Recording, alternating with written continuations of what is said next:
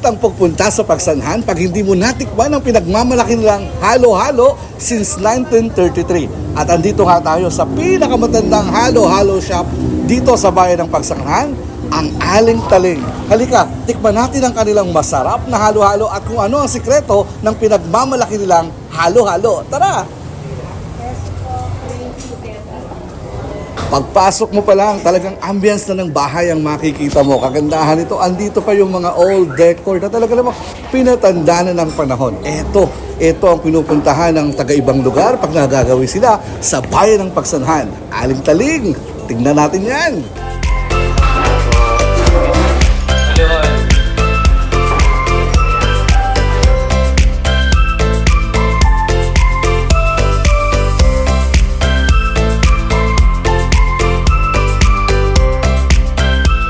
Pinagmamalaki ng Aling Taling's halo-halo dito sa bayan ng Pagsanhan. Kung titingnan natin, mukhang simple lang naman. Nasa ordinaryong baso, medyo hindi pamilyar ang nasa ibabaw dito. Pero nakakaalaman kapag nagkatikiman. Kaya dapat tikman na natin, simulan nating halu-haluin ang Pinoy delicacies na may number 1 dito sa bayan ng Pagsanhan.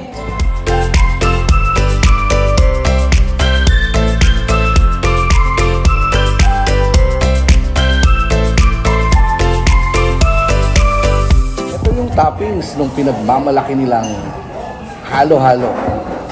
Medyo hindi pamilyar pero kinusan nga natin kung anong lasa nito.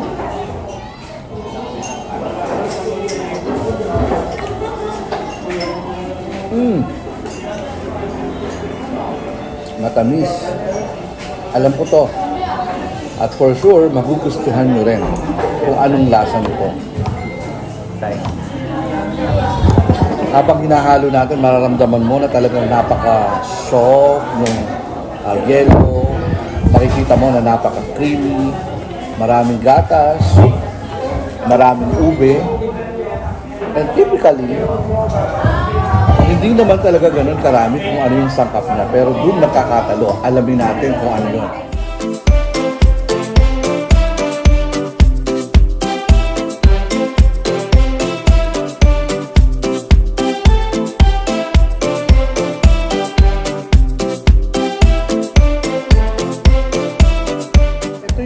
Halo-halo na typical Pinoy flavor.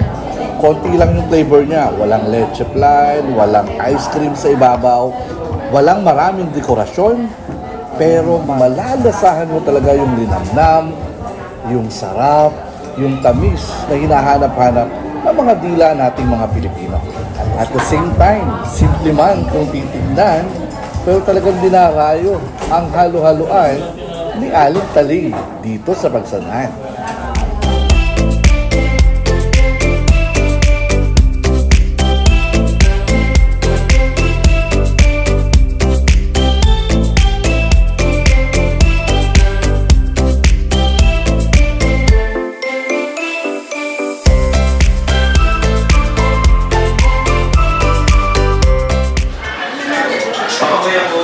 Talagang sisimutin hanggang sa huling patak ang napakasarap na halo-halo nito. Rita Sagires, anak ng may-ari ng Aling Taling sa halo-halo. Kwentuhan niyo po kami paano nagsimula itong halo-haloan ni Aling Taling. Actually, panahon pa yan ng 1933, di ba? So, nag-umpisa pa yan sa mga lolo ko. Lolo niyo pa? Lola.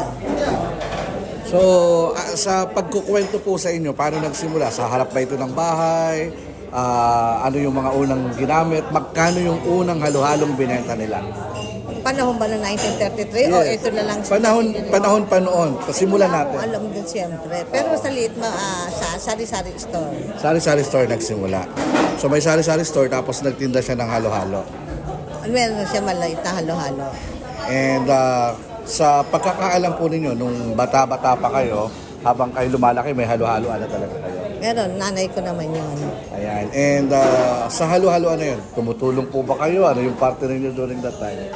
Hindi naman masyado tumutulong. Nakikita ko kasi bata pa ako. Nakita ko anong ginagawa niya. So, kung titingnan po natin, pang ilang henerasyon na po ito ng salinlahi ng inyong pamilya? Pangatlo ako. Pangatlo kayo.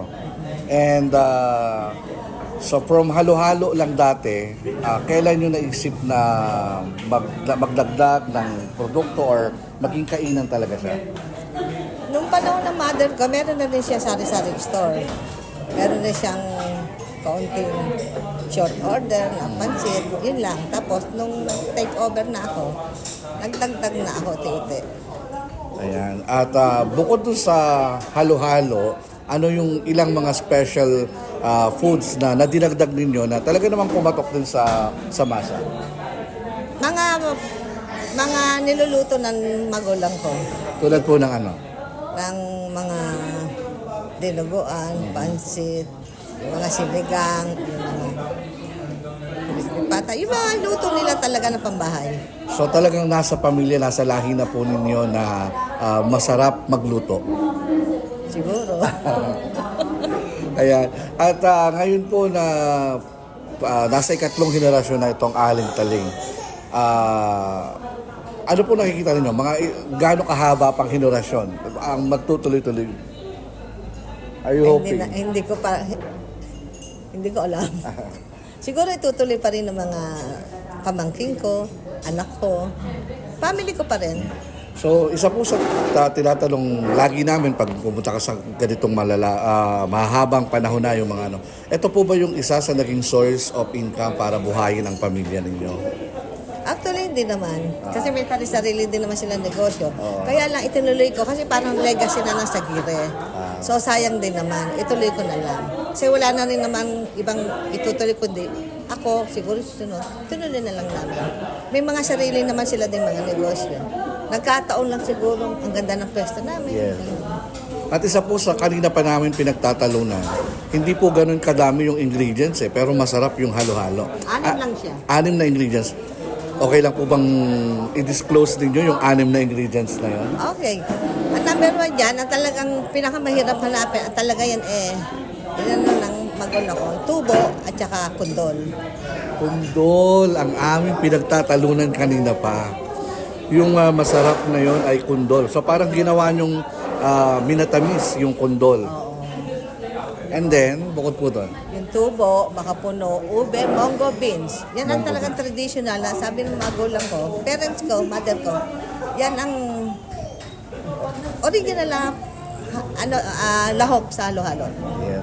So, curious po ang marami kasi alam naman natin maraming halo-halo. Pero hindi po kayo sumabay doon na lagyan ng leche plan, lagyan ng ice cream, at talagang nagstick ka doon sa original na timpla ng magulang mo. Oo, para maiba naman kasi leche plan, halos lahat gumagamit ng leche plan.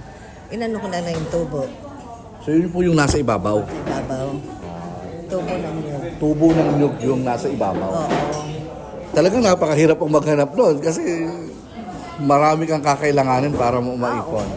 Talagang marami. Sige po, imbitahan po ninyo ang ating mga viewers na dalawin ang inyong tindahan dito sa Pagsanhan at tikman ang kanilang ang inyong masarap na halo-halo. Okay.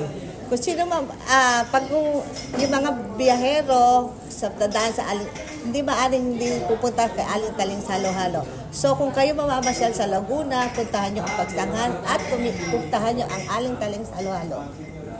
Naku, talagang karangalan natin na makakwentuhan ngayong araw na ito ang nasa ikatlong henerasyon ng halo-halo na kilala na kay Aling Taling. Ayan, kaya ano pang hinihintay ninyo? Pag nagawi kayo dito sa lugar ng Pagsanhan, walang ibang pupuntahan kung hindi ang halo-haloan ni Aling Taling.